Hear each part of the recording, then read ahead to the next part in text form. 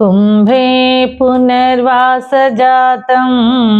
केरले चोळपट्टणे कौस्तुभासुन्दराधीशं कुलशेखरम् आश्रये गुष्यते यस्य नगरे रङ्गयात्रा दिने दिने तमहं शिरसा वन्दे राजानां कुलशेखरम्।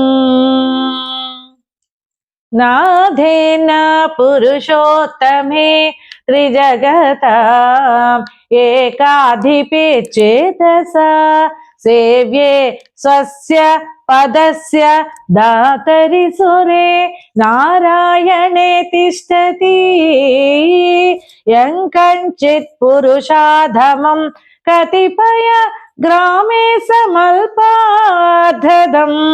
सेवायै मृगयामहे नरमहो मूकावराकावयम्।